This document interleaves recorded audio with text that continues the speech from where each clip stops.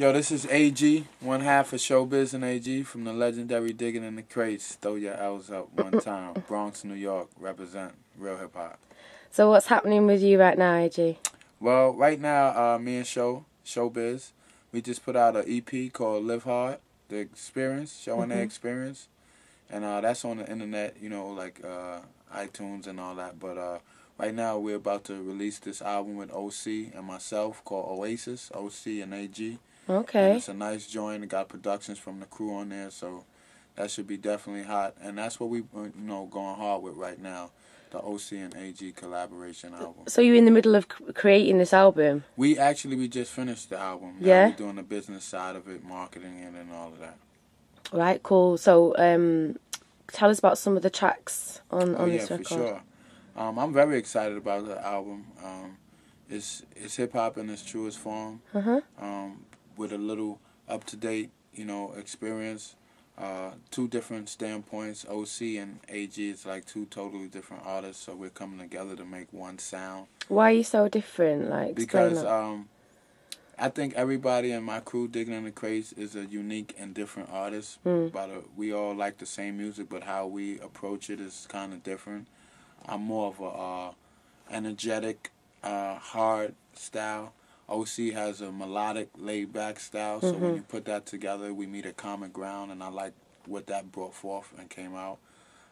We have joints on there called Two for the Money that is getting played on the radio now, produced by a show, cuts by DJ Premier.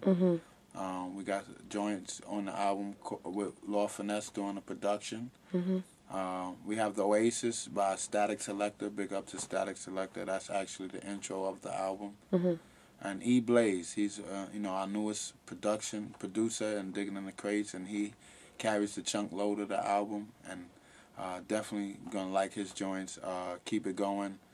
A few other joints. Put It in the Box. So where did you find him then? If he's new. He's from Paris, France, actually, and right now he resides in Canada. Okay. But he used to work in a record store where Show would go digging for records, and they created a bond out of friendship, and from that friendship came the music.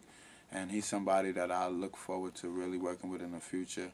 I have a solo song on the album. Okay. Called Get Your Back Up Off the Wall, produced by E Blaze. So, and when you hear the album, you can tell I'm really digging his flavor. Look forward for E Blaze in the future for sure. So do you kind of act as a mentor, I guess, to newer artists, show them the way a bit? Yeah. So, and I take as well because we can learn from the youth as well. Yeah. And this music and this game of hip hop is a little different from when I was pioneering and going hard in younger ages.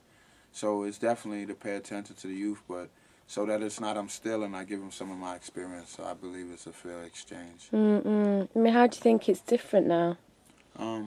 It's the music that we were making back in the days.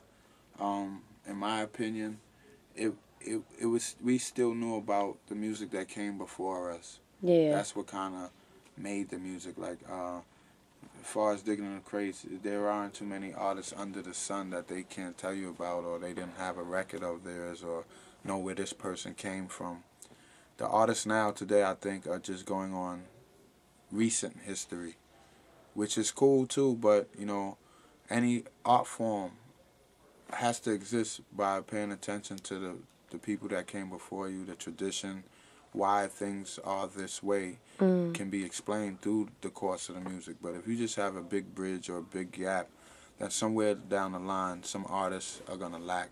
And I believe artists isn't just entertainment. It's also to make the people aware of that time.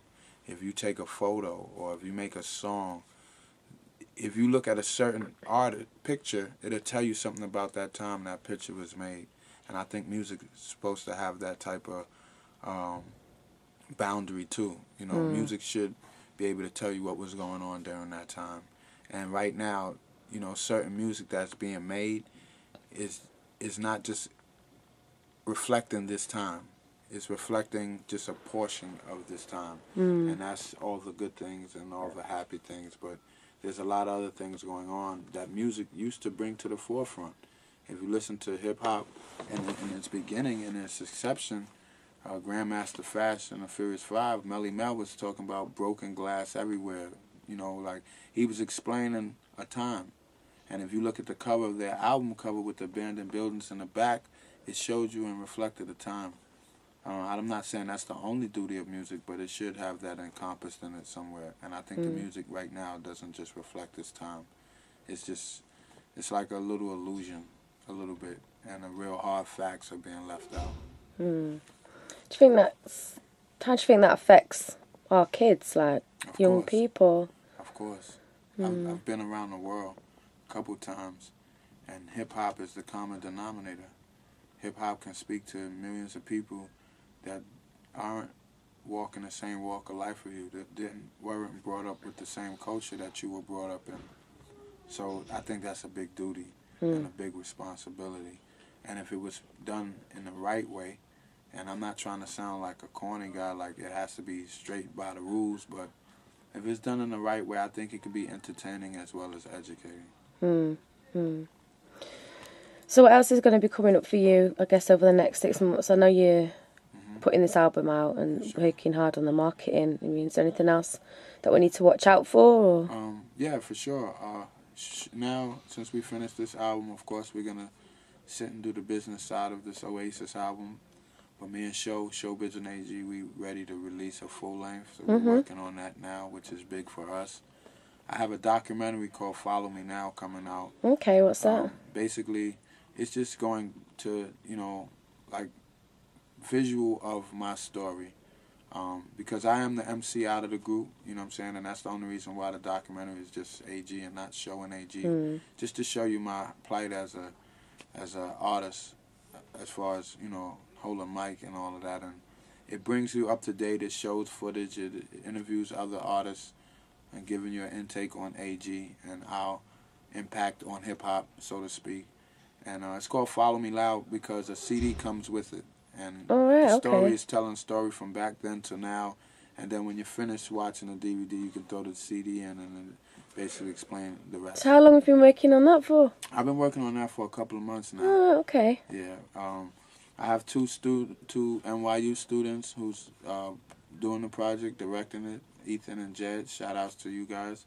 My partner Adam is helping put it together, and D.I.t.c from the Av Records. And, I saw a rough copy of it the other day, and I'm so excited. And I think anyone who sees it will be very pleased with it. It's a lot of information inside of it. It's a lot of visual inside, and it tells the story of AG. Okay, so where we'll be able to kind of get hold of that?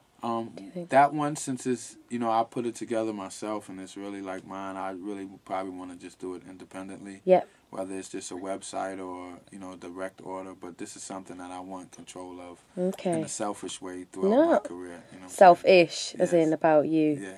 Yeah, cool.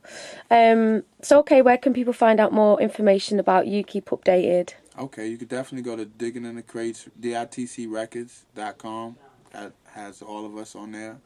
MySpace.com, AGDITC. And then you can definitely email me, agditc@gmail. Any of the three, I definitely respond to, and I love feedback, constructive or not. Cool. Peace, thank you. Peace.